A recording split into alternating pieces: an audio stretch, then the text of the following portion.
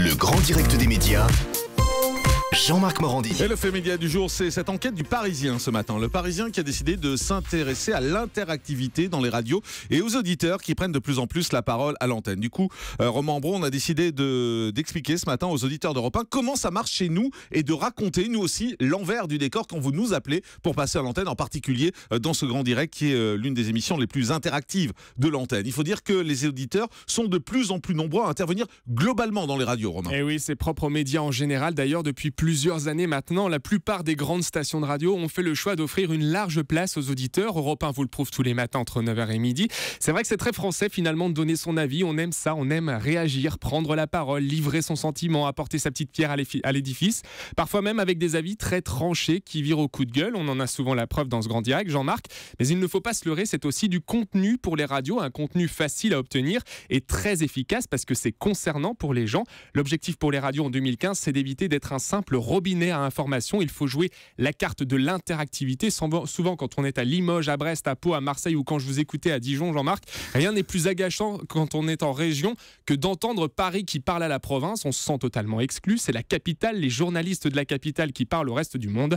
Donnez la parole à ceux qui nous écoutent pour qu'ils nous racontent leur quotidien afin d'être au plus proche de la réalité. C'est le maître mot 2015. Alors, vous allez faire ce que vous aimez bien faire, c'est-à-dire nous emmener dans les coulisses, et en particulier les coulisses de ce grand direct et de l'interactivité. Oui, c'est très simple. Je vous raconte l'envers du décor. On a un numéro facile à mémoriser. Ce numéro à 4 chiffres que vous ne cessez de répéter à longueur d'émission, Jean-Marc, le 3921, 34 centimes de la minute. Alors, vous nous contactez, vous tombez sur un serveur vocal avec plusieurs choix. Pour poser une question en direct, le choix 0. Pour intervenir au standard dans une émission, le choix 1. Pour laisser un message sur le répondeur d'un animateur, le choix 3.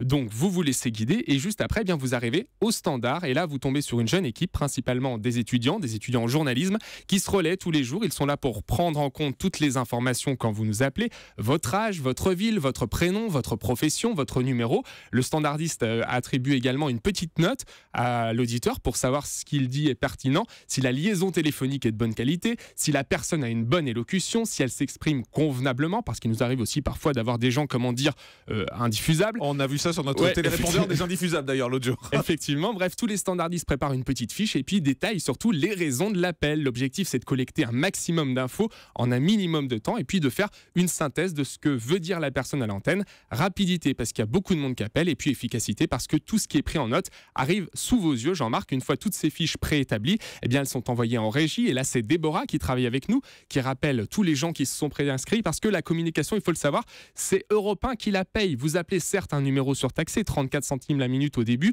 mais c'est juste le temps de prendre en compte votre participation. Juste après, on vous rappelle pour participer à l'émission en veillant évidemment à ce que les avis divergent et que tout le monde puisse s'exprimer. Et puis, ce qu'on ne sait pas, Jean-Marc, c'est que c'est vous qui avez un écran tactile avec la fiche des auditeurs qui apparaît sur votre écran. Vous appuyez sur cet écran avec votre petit doigt et puis vous passez la personne à l'antenne, un moyen pour vous de contrôler ce qui se dit et de maîtriser surtout l'antenne en cas de dérapage. Alors, il y a également deux particularités dans ce grand direct de 9h à midi, c'est le télérépondeur et le coin des râleurs. On va là encore vous expliquer comment ça marche. On commence avec le télérépondeur. Eh bien, le télérépondeur, c'est pour vous laisser carte blanche sur la télé, pour livrer votre point de vue sur une émission que vous avez aimée, un moment marquant, un coup de gueule, un coup de cœur en lien avec le petit écran.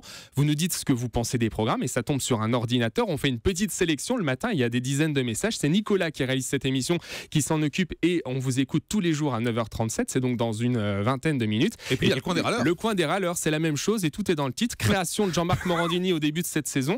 Alors là, c'est pour ronchonner surtout. Les transports, la politique, la conso, les impôts. Vous avez carte blanche sur la thématique et là encore, c'est diffusé tous les jours à 11h moins le quart sur Europe 1. Alors petit conseil, lorsque vous appelez tout de même ce numéro, le 3921, plus votre message est court et concis, plus vous avez de chances de passer. Quand c'est long, c'est pas forcément bon. Effectivement, et ça vous rassure. Merci beaucoup Romain, on fait une pause. Le grand direct des médias, Jean-Marc Morandini.